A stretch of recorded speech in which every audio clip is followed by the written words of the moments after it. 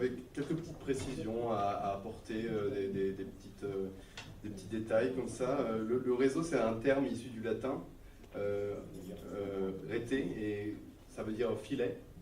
Voilà. Ensuite, l'idée de réseau et de relations sociales est apparue depuis longtemps.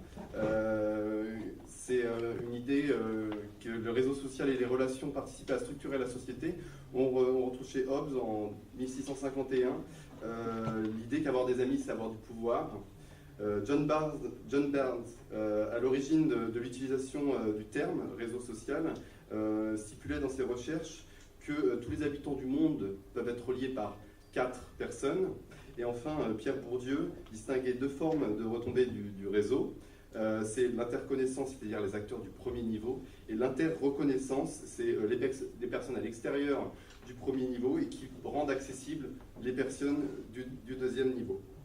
Voilà. Alors pour commencer, je vais demander à chacun des participants de se présenter et puis après on va rentrer dans le vif du sujet. Rapidement ou quoi? Bon, faites comme vous le souhaitez. Vous voyez mon âge sur ma sortie de promo, donc vraiment je suis la plus ancienne. donc rapidement sur le parcours, après être sortie d'ici, j'ai commencé à travailler très vite, je vous raconterai peut-être après justement l'importance du réseau pour trouver ce boulot-là, au comité régional du tourisme de Bretagne, comme Samuel, je suis bretonne, et donc j'étais la bretonne de service. On l'a vu dans l'analyse des questionnaires que la Bretagne était aussi présente. Et donc, je ne sais pas s'il y a un quota d'une personne chaque année, mais apparemment Samuel était tout seul aussi pendant son année, donc mais c'est bien, hein, discrimination positive. Et donc, pour commencer au comité régional du tourisme de Bretagne, où j'ai évolué en interne, etc., mais j'y suis restée quasi 11 ans. Et ensuite, j'ai travaillé pendant quasi 8 ans comme directrice de clientèle chez Euro RSCG à Rennes. Je termine demain. J'y suis encore. Tout près. Et donc, et je passe lundi, sans vacances, responsable de la communication d'Archipel Habitat. Donc là, ne me posez pas de questions, j'ai pas commencé. Voilà. Bonjour, donc Patrick de Carvalho. Le réseau, moi je l'ai vu naître en fait, puisque à l'époque ça n'existait pas, hein, en tout cas d'un point de vue digital. Donc tous ces réseaux sociaux professionnels sur le plan digital numérique sont nés avec nous, à notre génération. Ce qui n'enlevait pas du tout l'importance d'ailleurs des réseaux, des cercles comme on appelle ça, et des clubs et des réseaux humains, physiques, comme disait Albert, répondre aux gens, leur téléphoner ou leur parler, ce qui est très important. Très clairement, aujourd'hui les réseaux ont pris une importance, je dirais, incontournable, et c'est clair que c'est un éternel recommencement, c'est pas quelque chose qui est terminé à un moment donné. Un réseau, c'est jamais terminé, et un réseau qui n'est pas entretenu, en fait, il meurt. Et il n'a plus aucune valeur. Voilà. Donc, se présenter, mon parcours, il est, je dirais, un peu différent et assez atypique des générations et des promotions que j'avais. Moi, je venais d'une formation et d'une culture technique et scientifique. Donc, je fais partie des quelques pourcentages qui n'ont pas fait ES ou N ou etc. Et très clairement, j'ai créé mes entreprises dès la sortie de l'IUP en fait. Donc voilà, donc à 24 ans, je crée mes entreprises et je crée mes propres emplois, et ça dure toujours maintenant. Donc j'ai un parcours qui est assez atypique, qui ressemble pas mal à celui d'Albert sur quand vous créez votre entreprise et que vous êtes jeune débutant dans votre carrière, vous devez tout construire, et notamment le réseau, assez difficilement et assez durement. Donc effectivement, j'ai été confronté à ce phénomène-là. Luc Offerlé, il y a une petite erreur. En fait, je suis issu de la promo de 94. Et en fait, c'est une promo intéressante parce que c'est la première promo qui est sortie avec le diplôme d'IUP, alors qu'on s'inscrivait pour faire une maîtrise de sciences et techniques. Et donc, moi, j'ai mon parcours rapidement. J'ai passé 12 ans en agence de communication éditoriale et pour ensuite créer ma propre agence éditoriale. Voilà. Bonjour, moi c'est Tiffany Ponce. Je suis la figure type de cette formation puisque je fais ES, je viens du Val d'Oise. Donc voilà, je suis tout à fait reconnue dans cette description. Donc aujourd'hui, je suis chargée de communication chez BNP Paribas. Je suis issue de la promo 2008, donc qui n'a pas forcément été, je pense, la plus simple pour s'insérer derrière. J'ai fait 1 an au Canada après cette formation. Donc voilà, et je pense que je suis bien placée pour parler de l'importance du réseau, parce que si je suis chez BNP Paribas aujourd'hui, c'est grâce au réseau que je me suis créé pendant mon stage. On en reviendra plus tard. Très bien. Je rappelle que pour toute personne qui veut intervenir, le micro circulera dans la salle, donc il suffit de lever la main. On va commencer par parler, oui, de votre pratique réseau. Quelle pratique réseau vous avez, et puis comment vous constituez ce réseau Moi, je suis sur Viadeo, LinkedIn, mais je pense aussi ce qui est important, c'est de discuter au quotidien avec toutes les personnes de l'entreprise, pas forcément les personnes de votre équipe, essayer d'aller voir un peu plus loin. Et je reviens sur ce que disait Albert Asseraf en introduction, c'est entretenir le réseau. Quand j'ai passé 1 an au Canada, j'ai continué à entretenir mon réseau, et c'est à ce moment-là où c'est les vœux, je pense que si c'est important, mais il n'y a pas que ça, donner des nouvelles de temps en temps. Il faut travailler son réseau. Et je suis d'accord que le nombre ne sert à rien, c'est vraiment après derrière la qualité du contact. Alors moi, mon réseau, en fait, il est constitué, et c'est des personnes qui travaillent encore avec moi ou qui me font travailler. En fait, c'est les personnes ressources de mon rapport de stage à Paris 13. Sur l'évaluation du journal. Voilà, c'était sur les méthodes d'évaluation du journal d'entreprise, et j'y suis toujours, quoi. Donc pour dire l'importance du stage et du réseau.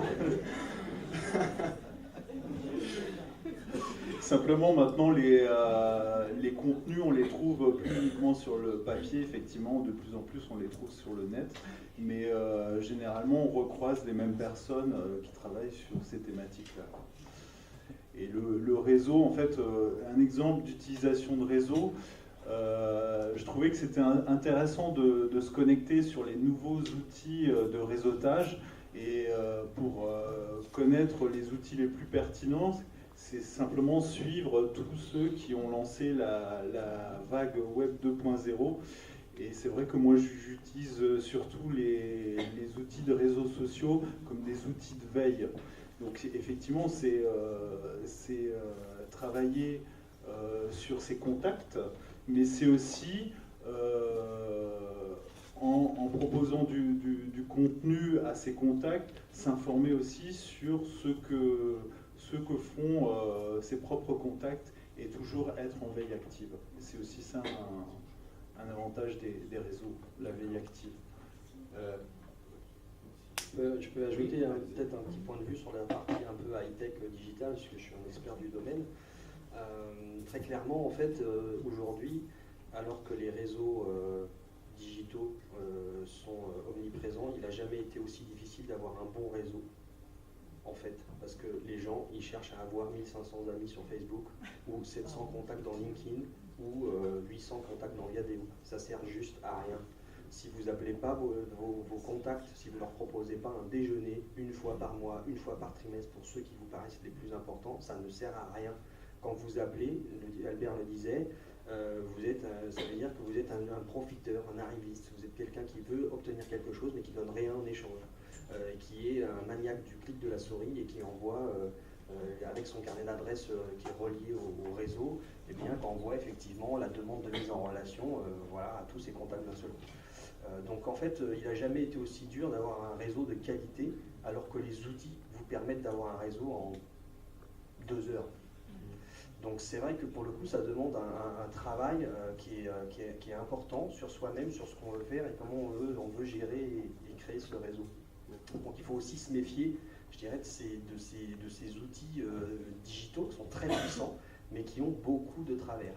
Et je ne m'épancherai pas sur Facebook, sur lequel j'ai des avis bien particuliers sur l'amalgame et le mélange total entre la vie personnelle et la vie professionnelle, et où je ne comprends pas, d'ailleurs ça on l'a vu dans vos stats, que Facebook est utilisé comme un réseau professionnel.